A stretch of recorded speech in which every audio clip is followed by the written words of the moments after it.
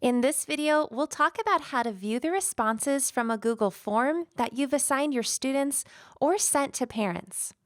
Google Forms allows you to see a summary of your student responses and even puts the results into graphs. You can view the responses question by question to see which concepts your students are getting and which ones you need to readdress. You can also just focus on one specific student's responses from the form. Another great feature is that you can quickly export all of the responses into a spreadsheet to see all of your data at once. Lastly, we'll talk about how you can be notified if you receive a late response and how you can stop accepting responses to the form altogether. So let's get started. The first thing you'll have to do is locate the Google form in your Google Drive. Remember that a Google form always has this purple form icon next to it. When you find your form, double-click on it. Now that the assessment is open, I'm going to focus on the top of the form in the area that says Responses. Next to that word responses is a number 6. That means that 6 of my students so far have completed this assessment. You can look at these responses at any time. So if you only have 6 responses completed, you can look at it then, or you can look at your responses when all of your students have completed them. So I'm going to click on the word responses. You can see in the upper left-hand corner, it says 6 responses. That's how many students took it. And then the summary area is highlighted. So this section is going to be a summary of all of my students' responses. At the top, you can see that the scores are first posted. So I'm able to see the average of how my students did and the median, as well as the range. And then I can see how the points were distributed. So if I hover over the 6 on the bar graph, I can see that one student scored a 6 out of 10. If I hover over the 9, 3 students scored 9, and 2 students scored 10.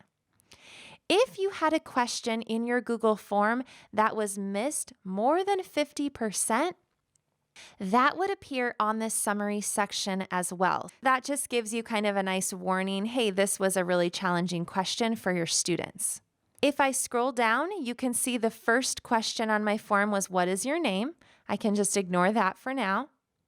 Then I come to a bar graph. So the first question was, which type of community is shown in this picture? Underneath the question, it says 6 out of 6 correct responses, and you can see that they're going to graph that information for me. If I scroll down to question 2, this time I have 5 out of 6 correct responses, and you can see my graph has shown that as well. If you ever want to copy this graph and paste it into a Google slideshow, maybe to show the teachers that you work with or to show your students, you can click on this copy chart button in the upper right-hand corner of the question. You'll see as I scroll down that there are graphs for every single question that I created. I'm going to scroll back to the top. Next, I'm going to click on the word question at the top of the screen. This is going to show the responses broken down question by question. When you look question by question, you're able to see which questions your students performed really well on and which ones they didn't. Maybe the question was just worded poorly, or maybe it's a concept that you have to go back and readdress with them. If I take a look at this first question that appeared, it's that what is your name question.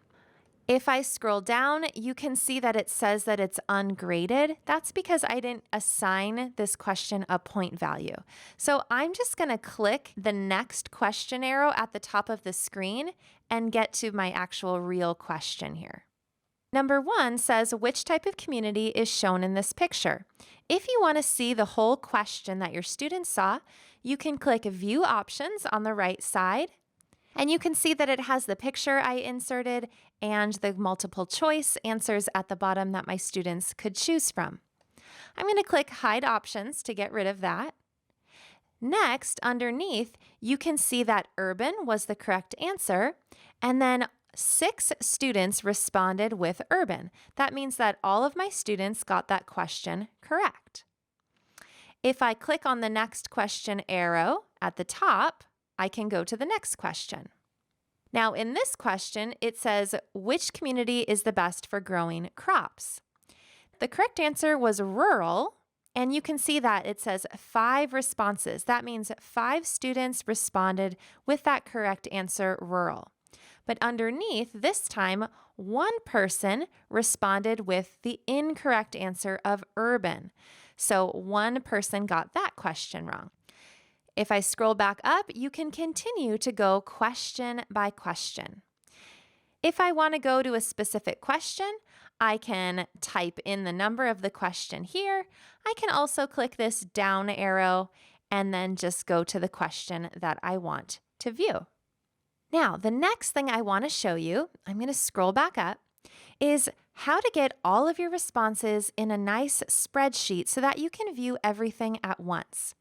What you'll do is you'll click on the spreadsheet icon in the upper right-hand corner of the form. It'll ask you if you want to create a new spreadsheet or select an existing spreadsheet. You're going to want to create a new spreadsheet.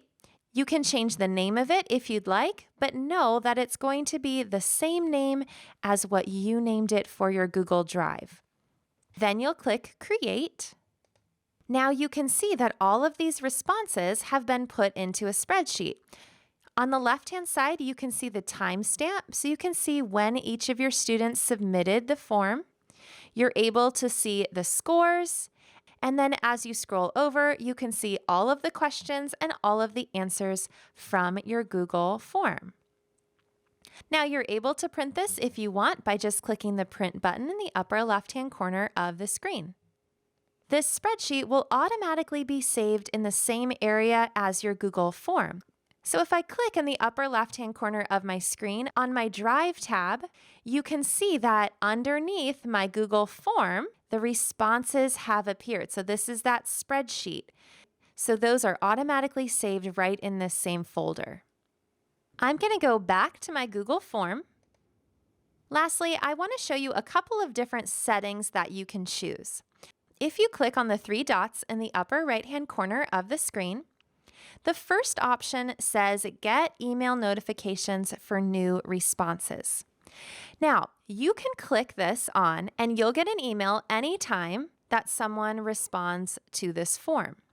If this is for my students, I'm not going to click that box because I don't want to get notified 25 times that someone has submitted their responses. I'm going to be going into this Google form to see that myself. However, you might want to check that if, let's say, you're sort of done with this Google form. So you've collected all of the data, you've looked at all of the responses, you're really not planning to click on it again.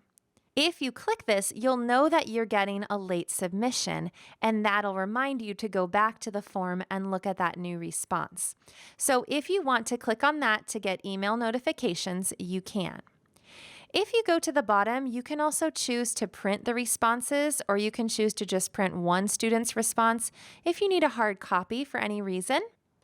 Then the last thing I want to show you is this button here next to Accepting Responses.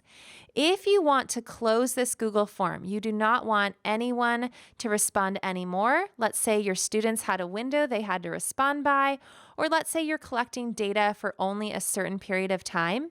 You can click on this button to turn it off, and now your form is no longer accepting responses. You can write a message that people will see if they try to take your Google form. The default says this form is no longer accepting responses, but you can type what you'd like in there. If someone tries to take that form, I'll show you what it would look like to them. It'll look like this. So here's that default sentence in the middle. The form community's assessment is no longer accepting responses, and that's what they'll see.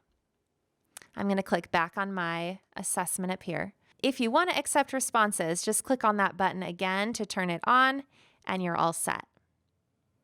All right, well, that is all for this video. If you enjoyed this video, please rate us on TPT. And if you have any teacher friends that you think might be interested in this course, please let them know where they can find it.